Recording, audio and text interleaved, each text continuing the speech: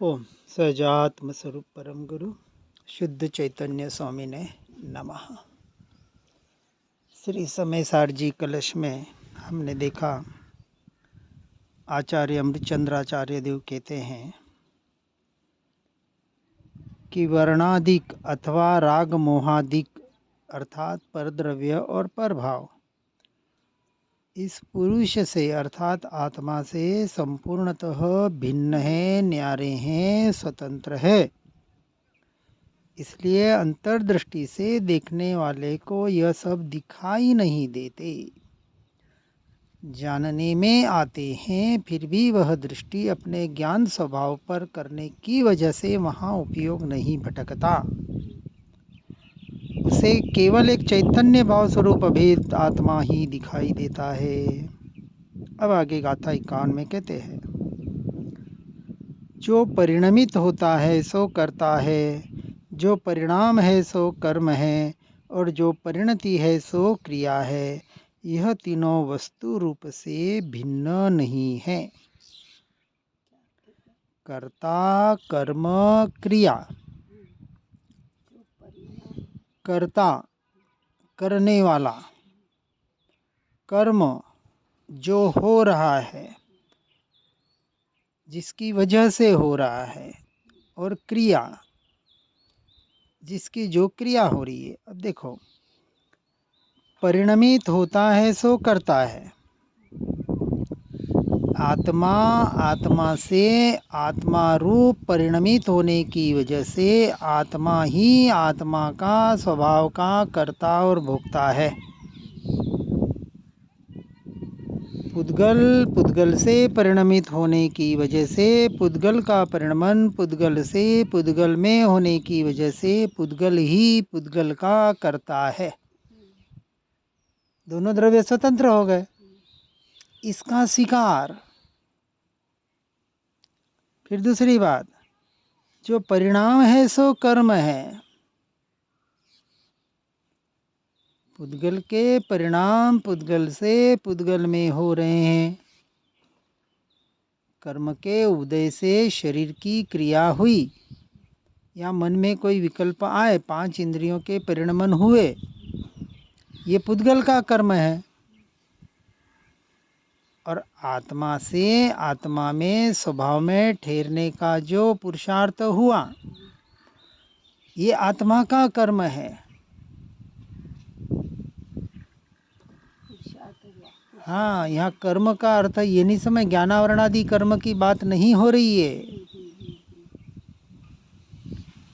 और परिणति है, उसका जो परिणाम आया सो क्रिया है। तो पुद्गल की क्रिया पुद्गल से पुद्गल में हो रही है। ये देखना, जान, सुनना, पढ़ना, लिखना, 5 इंद्रियों के परिणमन, और आत्मा की क्रिया आत्मा से आत्मा में हो रही है। इसलिए तीनों वस्तु रूप से भिन्न नहीं है। आत्मा ही स्वयं का कर्ता, स्वयं का कर्म, और आत्मा से आत्मा को जानना ही इसकी क्रिया। तो कर्ता, कर्म, क्रिया सब आत्मा ही है, आत्मा के लिए। और पुद्गल का कर्ता, कर्म और क्रिया पुद्गल ही है, पुद्गल के लिए। दोनों स्वतंत्र हैं, बस इसका स्वीकार। पर को पर रूप स्वीकार कर लिया और स्व को स्वरूप स्वीकार कर लिया, ये हो गया भेद ज्ञान। अब जब पर को पर रूप स्वीकार किया तो कहा कि ये पर है, तू नहीं, तेरा नहीं, तो वहाँ क्यों उपयोग भटका रहा है? अब उपयोग को अपनी आत्मा में लेके आ जा। अभी की काम रहा कि जब पर का निर्णय हो गया, जैसे निर्णय हो गया कि ये बेटा मेरा नहीं, ये घर, पुत्र, परिवार आदि मेरे नहीं, ये शरीर मेरा नहीं, मैं नहीं, ये जिस वक्त श्रद्धान होगा और इससे भिन्न स्वतंत्र ऐसा जो द्रव्य, अनंत गुणों का खजाना जिसमें भरा है, ऐसा असंख्य प्रदेशी भगवान आत्मा सो में ऐसा श्रद्धान हो गया, तो क्या जिसका श्रद्धान हो गया कि जैसे कभी पता चला विचार करें कि भूल से बचपन में आपका बेटा ट्रांसफ़र हो गया हो, विचार करना कल्पना से हॉस्पिटल में, और 8-15 दिन बाद आके वो डॉक्टर नर्स कहें कि भूल से आप दोनों के बेटे ट्रांसफ़र हो गए। भले आप डीएनए परीक्षण करा लो, वो करा लो, जो भी उसके आधार पर वो आपको प्रूव कर देगा। तो जो 15 दिन जिस बेटे में आपका मैं मेरापना था, क्या अब रहेगा? अब वापस दोनों बेटे सामने आ जाएंगे। तो दो जो भी जीव है, शरीर है, अब बिल्कुल पक्का प्रूव हो गया दोनों को, दोनों माताओं को, उनके पिताओं को। अब विचार करा, कल्पना करना क्या होगा। क्या वो माँ जिस 15 दिन बेटे को अपना मान रही थी उसे अपना मानेगी, क्या अपने घर में रखेगी, या जो वास्तविक उसका बेटा है उसे स्वीकार करके अपने घर में रखेगी? दोनों माएँ एक दूसरे के बेटे को ट्रांसफ़र कर लेंगे, क्योंकि दोनों को कन्फर्म हो गया, प्रूव हो गया, हर तरह से उन्होंने जांच करके देख ली। अब सीधी सी बात है, इसका नाम है श्रद्धान। जब ये श्रद्धान हो जाए कि ये पर वस्तु मैं नहीं, मेरी नहीं, तो क्या वो उसे अपने में मैं मेरापना करके उसे एकत्व ममत्व करके उसका कर्ता भोक्ता अपने को मानेगा? क्या नहीं मानेगा। सीधी सी बात है। तो जब उसको अपना नहीं मानेगा, तो हम अभी तक इतनी सालों से पढ़ सुन रहे हैं, तो क्या हमारा स्व का श्रद्धान इतना दृढ़ हुआ क्या कि पर का अश्रद्धान हो गया? पर का मैं मेरापना हटा? क्यों नहीं हट पा रहा है? सब तरह से हमारे आचार्य भगवान ज्ञानी पुरुष हमको प्रूव करके दे रहे हैं। अब विचार करना, इतनी स्वतंत्रता, इतनी भिन्नता, दो द्रव्यों की यथार्थता सुन रहे हैं, पढ़ रहे हैं, लेकिन हम तो कहेंगे आपने अभी तक समझा ही नहीं है। समझे बगैर निर्णय कैसे होगा? आगे गाथा 52 में कहते हैं, वस्तु एक ही सदा परिणमित होती है, एक के ही सदा परिणाम होते हैं और एक की ही परिणति क्रिया होती है, क्योंकि अनेक रूप होने पर भी एक ही वस्तु है, भेद नहीं है। इसका नाम है अनेकांत। स्याद्वात के शैली से सप्तभंगी के द्वारा 6 द्रव्यों के 9 तत्व के पदार्थ के द्वारा हमें बहुत अच्छी तरह से भेद समझाया गया, लेकिन भेद समझाने के बाद स्वीकार क्यों नहीं हो पा रहा है? और इसके ऊपर एक गाथा बनारसी दास जी की भी है, और उसके ऊपर श्रीमद् राजचंद्र जी ने 2-3 पेज का उसका विश्लेषण किया है, सिर्फ 6 लाइन का, कि एक वस्तु दूसरे रूप परिणमती नहीं है, एक द्रव्य दूसरे रूप परिणमता नहीं है, एक परिणाम दो के होते नहीं है। इस आधार पर एक गाथा है कि एक ही वस्तु एक ही परिणाम, जो ऊपर देखा ना, कर्ता कर्म क्रिया, तो वस्तु के जो परिणमित हो रही है, वस्तु पररूप नहीं हो रही है। हर वस्तु अपने से अपने में ही परिणमित हो रही है। हर वस्तु का अर्थ है यहाँ दोनों का बात समझना है, जीव का भी और पुद्गल का भी। और एक के ही सदा परिणाम एक जैसे होते हैं। परिणाम जो हो रहे हैं पुद्गल के जीव में नहीं, और जीव के परिणाम पुद्गल में हो ही नहीं सकते। इतनी स्वतंत्रता, इतना भेद करके बता दिया, इसका श्रद्धान ही करना पड़ेगा और कोई उपाय नहीं है। अरे श्रद्धा का नाम ही तो सम्यक दर्शन है। उसका स्वीकार और उसके अस्वीकार का अर्थ उस रूप अपना जीवन परिवर्तित। स्वीकार का अर्थ क्या, जैसे उदाहरण से बताया कि जब पर का स्वीकार हो गया और स्व का स्वीकार हो गया तो वो पर वस्तु को अपनी कैसे मानेगा, मान ही नहीं सकता। और अभी तक मान रहा है, इसका मतलब स्व का निर्णय श्रद्धान हुआ नहीं है। बात एक ही है। और एक ही की परिणति क्रिया, एक की क्रिया एक में, यानी पुद्गल की क्रिया पुद्गल से पुद्गल में, जीव की क्रिया जीव से जीव में ही होगी। ऐसे अनेक रूप होते हुए भी वस्तु एक है, भेद नहीं है। पर्याय के परिणमन के काल में भी अपरिणामी वस्तु जो शुद्ध द्रव्य है, आत्मा जो त्रिकाली ध्रुव तत्व है, और उसकी पर्याय में हर क्षण हर समय परिणमन परिवर्तन हो रहा है, उत्पादव्यय हो रहा है। ऐसे परिणमन के काल में भी जो ध्रुव तत्व है वो कभी पर रूप परिणमित हुआ नहीं, हो सकता नहीं।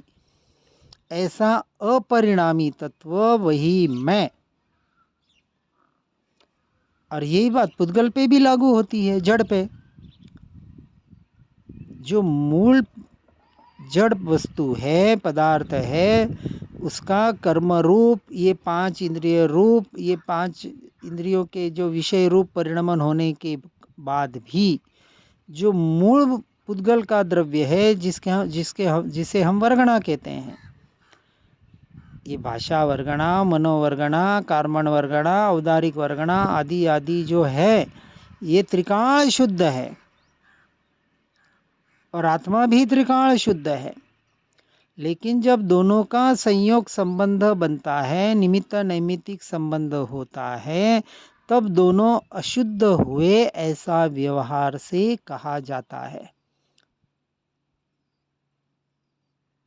और इस अशुद्धि के काल में भी मूल द्रव्य तो जैसा का तैसा शुद्ध ही रहता है। इसलिए कहा ना, पंचभूत से बना ये शरीर पंचभूत में विलीन हो जाता है। तो क्या होता है विलीन होने का मतलब? क्या इस पुद्गल के परमाणु नष्ट हो जाते हैं? तो कहा नहीं। अग्नि जो है शरीर में, वो अग्निकाय में मिल जाती है।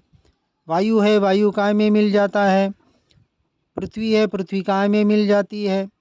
तो जो पंचभूत है, पंचभूत में विलीन हो जाते हैं। इस सृष्टि का एक भी परमाणु न घटता है ना बढ़ता है।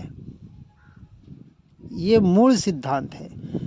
एक जीव भी न घटता है न बढ़ता है। जितने इस सृष्टि में जीव है, सिर्फ उस जीवों का व्यवहार की अपेक्षा से कर्मों के आधार पर परिणमन हो रहा है, परिवर्तन हो रहा है। जैसे पंच परावर्तन कहा, तो ऐसा जो इन दोनों का, जीव का पुद्गल का निमित्त नैमित्तिक संबंध की वजह से ये सब कुछ घटित हो रहा है, फिर भी जो मूल द्रव्य है वो न बदला है, न बदलेगा, न घटेगा, न बढ़ेगा। इसका हमें श्रद्धान करना पड़ेगा। अब आगे दूसरी बात बता रहे हैं। इसी बात को बनारसी दास जी ने शॉर्ट में कहा है, इसका यहाँ विस्तार समय सार कलश में आचार्य अमृतचंद्राचार्य देव करते हैं। देखो, गाथा 53 में वापस बताया, दो द्रव्य एक होकर परिणमित नहीं होते, दो द्रव्यों का एक परिणाम नहीं होता, और दो द्रव्यों की एक परिणति क्रिया नहीं होती। क्योंकि जो अनेक द्रव्य है सो सदा अनेक ही हैं, वे बदलकर एक नहीं हो जाते। अब दो द्रव्य का अर्थ समझने आया ना, जीव और पुद्गल। दो द्रव्य एक होकर परिणमित हो ही नहीं सकते, और जीव भूल से इस पुद्गल के परिणमन को अपना परिणमन मान रहा है। इसी का नाम तो मिथ्यात्व है।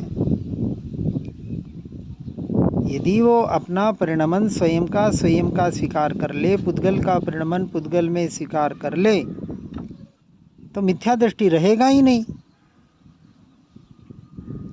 फिर बात बताई, दो द्रव्यों का एक परिणाम नहीं होता। परिणाम जो हो रहे हैं, जैसे स्पर्श, वर्ण, रस, गंध, शब्द, ये पुद्गल के गुण हैं। तो आत्मा कभी स्पर्श, वर्ण, गंध, रस, शब्द रूप हो नहीं सकता। और देखना, जानना, एकत्व करना, लीन होना आत्मा का काम है, ये पुद्गल कभी कर नहीं सकता। तो दोनों के परिणाम भिन्न भिन्न ही होंगे, और इसी आधार पर दो द्रव्यों की एक परिणति क्रिया हो ही नहीं सकती।